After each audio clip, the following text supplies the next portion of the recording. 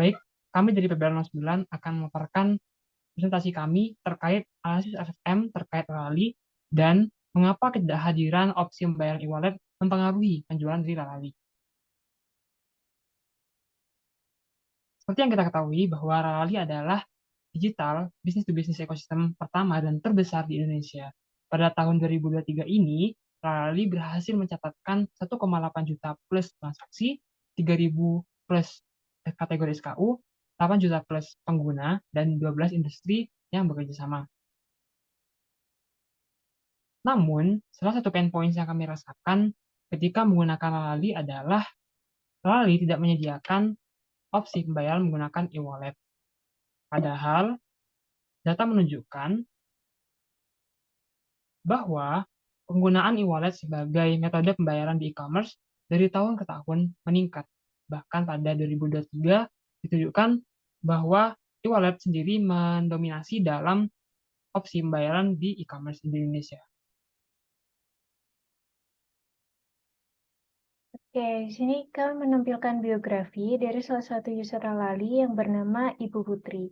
Bu Putri ini merupakan pemilik usaha catering yang membeli alat serta bahan baku usahanya melalui Ralali Marketplace.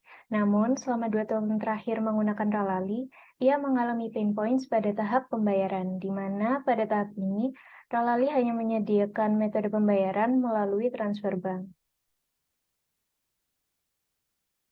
Kemudian di sini kami menampilkan BPMN diagram yang berisi alur user ketika melakukan transaksi pada Ralali Marketplace, mulai dari tahap login ke e-commerce hingga pada tahap pengiriman barang yang dipesan oleh user.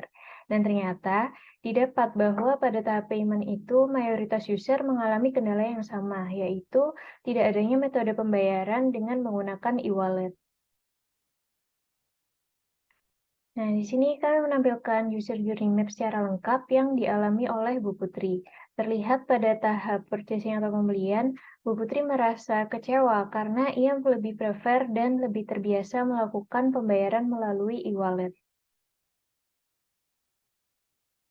Baik, selanjutnya kami akan memaparkan mengenai problem yang dihadapi oleh Ralali dari segi resensi, frekuensi, monetary, dan solusi apa yang kami tawarkan untuk mengatasinya.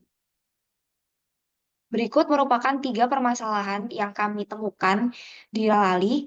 Yang pertama dari segi resensi, sebesar 69% user melakukan login terakhir kali lebih dari 24 bulan yang lalu. Kemudian dari segi frekuensi atau total transaksi yang dialami oleh user, 98,25% user, yang artinya cukup banyak, hanya melakukan transaksi di bawah 10 kali selama menggunakan Ralali. Dan terakhir, dari segi monetary, pertumbuhan GMV dari tahun 2018 ke tahun 2022 untuk 2 segmen, yaitu MRO dan 3C and Others, jauh lebih kecil dibandingkan dengan segmen lainnya. Berikut merupakan detail problem dari resensi.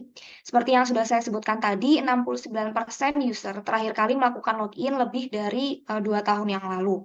Di sini kami mencoba untuk mencari tahu apa sih penyebab dari problem tersebut.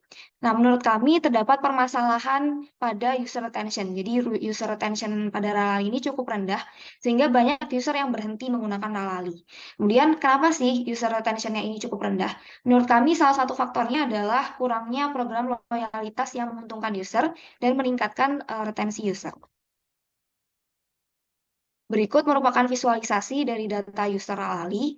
Di sini dapat kita lihat bahwa 69,4% user terakhir kali melakukan login pada lebih dari 24 bulan yang lalu. Nah, di sini kami menginginkan sebuah solusi. Nah, di sini solusi yang kami tawarkan adalah point-based loyalty program.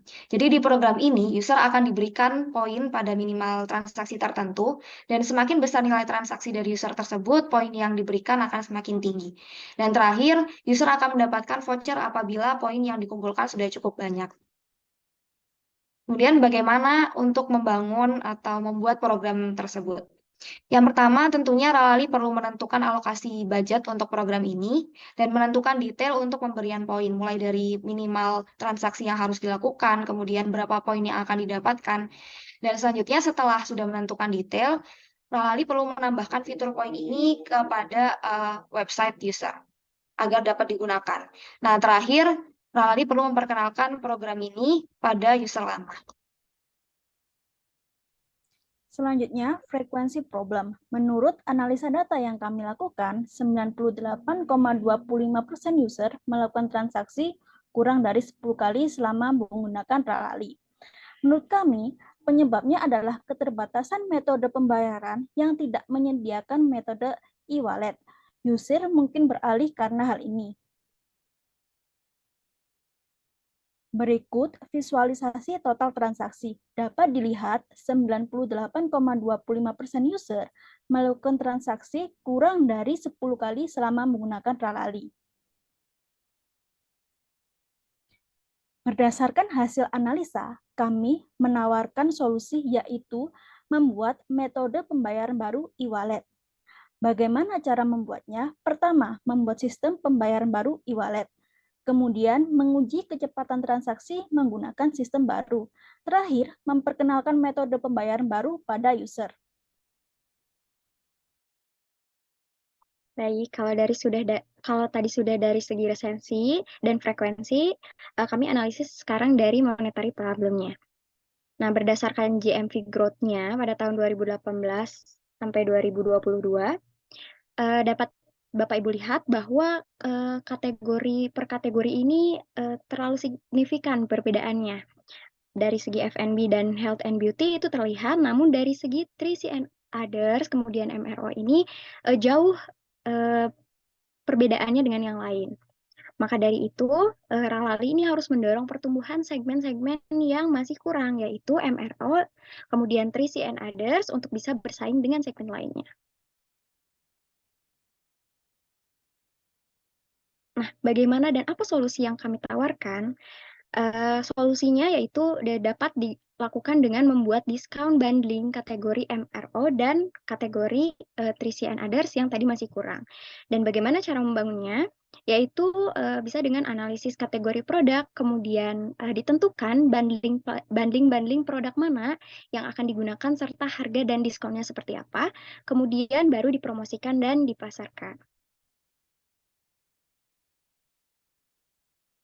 Nah, ini adalah rekap dari RFM analisis yang kami lakukan.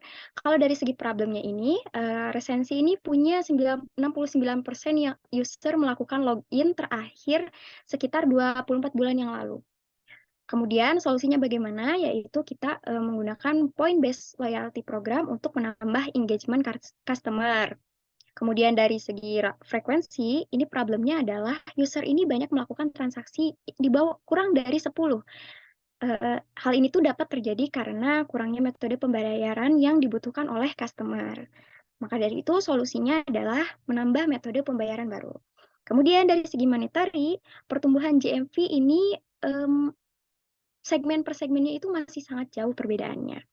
Banyak yang masih kecil, yaitu MRO dan 3C and others. Kemudian solusinya yaitu membuat discount bundling pada kategori yang masih kurang, yaitu MRO dan 3C and others.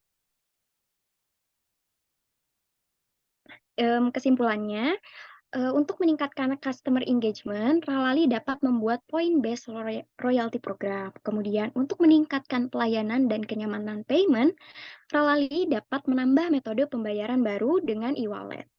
Kemudian, untuk meningkatkan monetary produk yang masih rendah, yaitu MRO, kemudian 3C and others, Ralali dapat membuat discount bundling.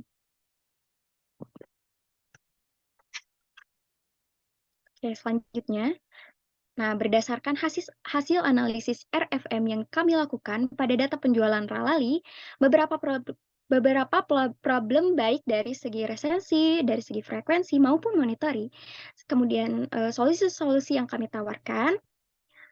Semoga hasil dari analisis kami ini dapat menjadi pertimbangan Bapak Ibu dalam menambah atau mengambil keputusan terbaik untuk meningkatkan penjualan Ralali dari segi RFM analisis.